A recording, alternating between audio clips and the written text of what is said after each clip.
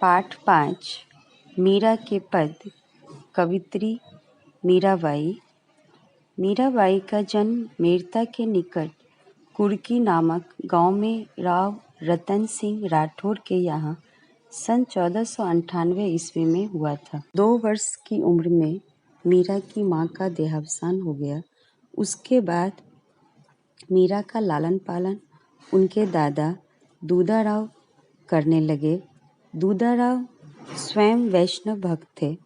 उस परिवेश के प्रभाव स्वरूप मीरा बचपन से ही कृष्ण भक्ति की ओर उन्मुख हो गई।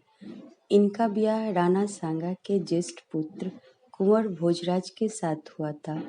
विवाह के 7 वर्ष बाद भोजराज का स्वर्गवास हो गया। अब वे अपना अधिकांश समय सत्संग एवं पूजा पाठ में बिताने लगी। पारिवारिक यातनाओं से व्यथित होकर विरक्त हुई मीरा पहले वृंदावन और बाद में द्वारका चली गई, जहाँ जीवन के अंतिम समय तक मीरा रही और अंत में सन 1563 ईस्वी में मीरा का देहांत हो जाता है। मीरा रचित पद मीरा पदावली के नाम से प्रकाशित रूप में प्राप्त है। अपने आराध्य गिरधर गोपाल की विलक्षण रूप छटा के प्रति उनकी अनन्य आसक्ति अनेक भावधाराओं में बह चली है। मीरा कहती है, मेरे तो गिरधर गोपाल दूसरा न कोई साधो सकल लोक जोई। भाई छोरिया बंधु छोरिया छोरिया सगा सोई। साधु संग बैठी बैठी लोक लाज खोई। भगत देखी राजी हुई जगत देखी रोई। असुवन जल सींच सींच प्रेम बेली बोई। दधी मथि घृत काढ़ी लियो डार दई छोई। राना विष को प्याला भेजियो पियन मगन होई। अब तो बात फैल गई जाने सब कोई। मीरा राम लगन लागी होनी होई सो होई। मीरा कहती है, मेरे तो गिरधर गोपाल यानी श्री कृष्ण एकमात्र आधार हैं।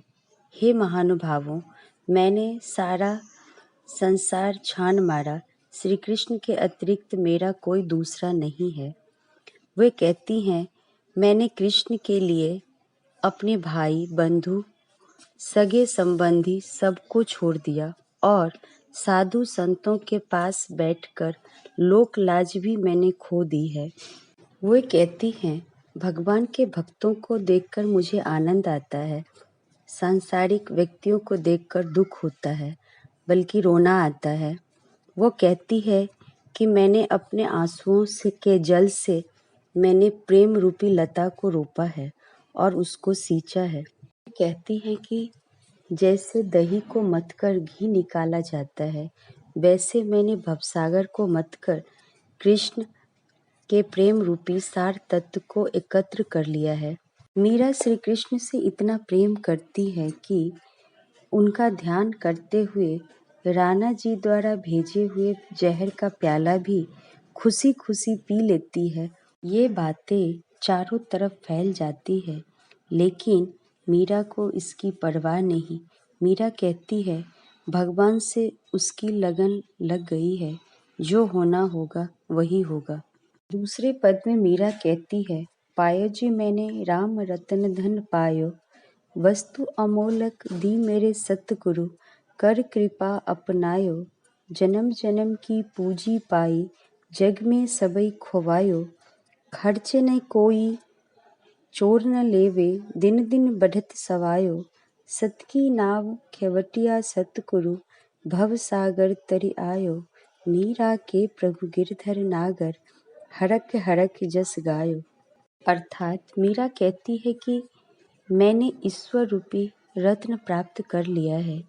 मेरे सतगुरु ने मुझ पर कृपा करके यह अनमोल रत्न मुझे दिया है। मीरा कहती है, मैंने ये अनमोल रत्न पा लिया है।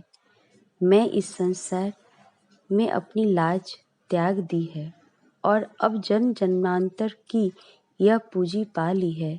यह ऐसी पूंजी है जो ना तो खर्च होता है, ना ही चोर इसे चुरा सकता है। इतना ही नहीं, इसमें रोज सवैया वृद्धि होती रहती है। मीरा कहती है कि सच्चाई की इस नाव पर सवार होकर मैंने अपने सद्गुरु रूपी खेवनहार के साथ संसार रूपी सागर पार कर लिया है। मीरा खुश होकर अपने भगवान श्री कृष्ण का गुणगान करती है। तीसरे पद में मीरा कहती है, पग घुंघरू बांध मीरा नाची रे, पग घुंघरू बांध मीरा नाची रे, लोग कहे मीरा भई बावरी, सास कहे कुल नासी रे, जहर का प्याला राणा जी ने भेजा, पीवत मीरा हासी रे, मैं तो अपने नारायण की हो गई आपहि दासी रे, मीरा के प्रभु गिरधर नागर, बेग मिलो अविनाशी रे। अर्थात मीराबाई भगवान श्री कृष्ण के प्रेम में दीवानी हो गई है। वे अपने पैरों में घुंघरू बांधकर भगवत भक्ति में लीन होकर नाच रही है। वे कहती है, लोग यह सब दृश्य देखकर उन्हें पागल कहती है और उनकी सास उनको कुलनासी कहती है। इतना ही नहीं, राणा जी ने मीरा को मारने के लिए जहर का प्याला भेजा। मीरा निश्चिंत होकर वह जहर भी हंसते हंसते पी गई। मीरा कहती है कि उन्होंने अपने आप को भगवान श्री कृष्ण को समर्पित कर दिया है और वे उनकी दासी बन गई है। मीरा कहती है कि हे गिरधर श्री कृष्ण, आप अजर अमर हैं। हे प्रभु, आप मुझे शीघ्र दर्शन दीजिए। बच्चों, मीरा के पद का यह पाठ पूर्ण हुआ। मीरा श्री कृष्ण की परम भक्त थी। मीरा को आधुनिक राधा भी कहा जाता है। वो श्री कृष्ण से अनन्य प्रेम करती थी और भक्ति करती थी।